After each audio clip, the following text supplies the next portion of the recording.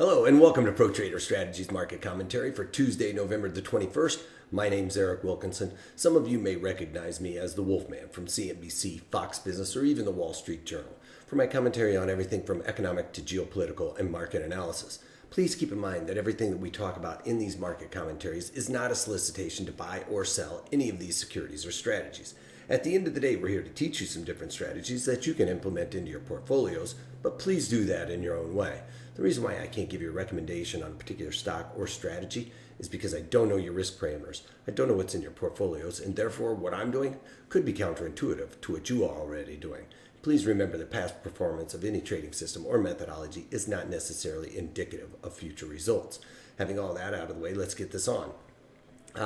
Not a whole lot of economic data, although we do have Janet Yellen speaking later on today. Tomorrow, we also get crude oil and natural gas storages.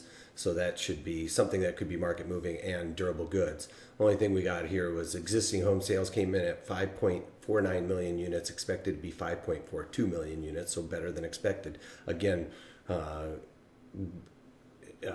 echoing what we saw in the home builders index. Those guys were pretty bullish, and obviously we're seeing that come up in existing home sales, new home builds, and things of that nature. So all of those things pretty correlated, and the NAHB is one of the leading indicators for that. On the overall markets, today's the day everybody's happy. We used to say that on the floor. That's when everything is green across the board, it seems like.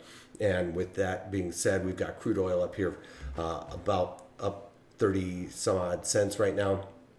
Not as quite as high as it was earlier on today, but still higher nonetheless. It's still, you could almost draw a trend line there now at this point because it's kind of broken up and would need to get through that level there to really be even more bullish rather than kind of having that downward trend or the downward channel that we're kind of seeing right now. And then gold futures, they're positive on the day by about $6. And I talked about this many times. It's really comfortable right here at this 61 Fibonacci level. It lines up with that point of control. That's going to be where everybody's happy right now. So at 1281, it looked like yesterday with that settlement below that area, I thought we were going to be able to see it roll over a little bit and head down to my target of 1250, but it doesn't seem like that is in the cards, at least this week for sure, but maybe in the next couple of weeks. And then we have bonds. Despite the fact that we're seeing real aggressive moves to the upside in the equities, bonds still trying to push higher. They were up a point earlier this morning, even though the market hasn't really showed any weakness whatsoever, but still up 14 points on the day and right at its point of control for the volume, where the most volume has traded. It looks like that time node is getting ready to move higher, and with the equities blasting off higher and everybody happy, we're seeing the VIX come off quite dramatically, back below into single digits, if you will. Onto the Dow Jones Industrial Average, up 170 points right now. Hasn't made a new historical high. Very close to that. As you can see right now, we are just shy by about a tick. As a matter of fact, we just see that click on. We got the historical high while we were shooting the market commentary. Now we have a new historical intraday high for the Dow Jones Industrial Average. Nasdaq up 67 points almost, just blasting higher. Big aggressive move to the upside in all the equities, like I've mentioned and echoed across the board. So a new historical high in the Nasdaq, up 66 points.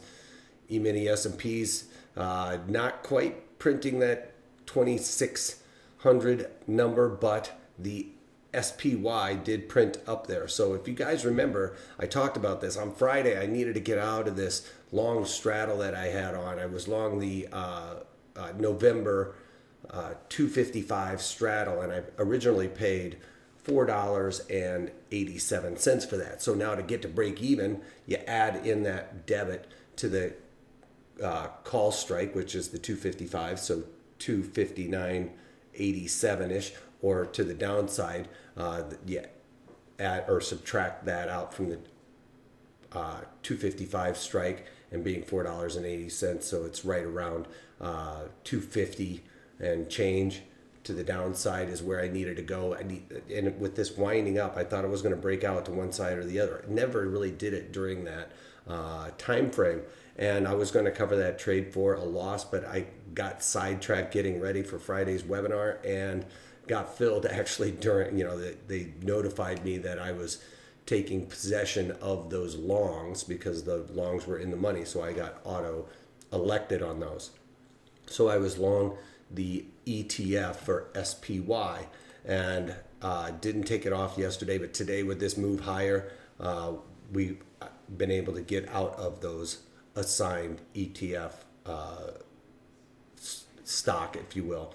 But this is what I was talking about overnight, just really quiet, really kind of wound pretty tight, and the market just blasted off to the upside. A lot of this jubilation is due to these tax cuts going through, so the market's really celebrating that. I think it's a good thing. I think overall economy will do very well. Could help the Fed see some inflation coming through with a lot of people getting some nice tax cuts for this year. All right, so let's talk about this. I mentioned this earlier, was long that 255 strike in the SPY. Now I got assigned on those 255 calls, so that means I'm long SPY at 255. Now I needed it to get to 259.87 to break even. I put this trade in earlier this morning when I saw it starting to blast off. I put it in to sell out of those SPY stock at 259.99 is where I put in that order, because I thought that if we get up there to wanting to print 260, that would have just been a psychological level for the SPY to create a new high and everything else. So I put that in there just below 260 to try and assure myself that I got filled. So I got out of those at 259.99. So, blessing in disguise. Sometimes good things happen to those who wait, I guess.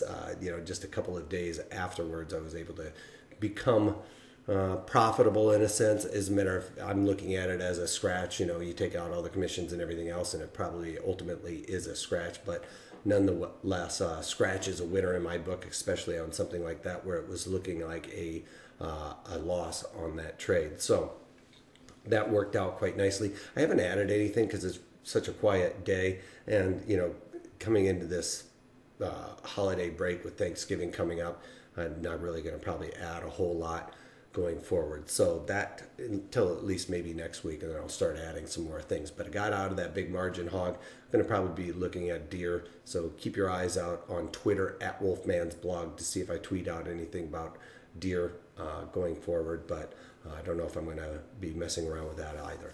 All right, so that's about it for today. Go to ProTraderStrategies.com, sign up for this. We're going to be doing a full series on from beginning to end, very simple option strategies, breaking them down really into minutia, if you will. And then we're going to be building on those strategies to create more complicated, for lack of a better word, more bells and whistles going on in some of these strategies to create more robust option strategies to increase probabilities of success for you. All right, so go check it out, ProTraderStrategies.com, sign up for that. And that's all I got for you guys today. If you can't take that, take it easy.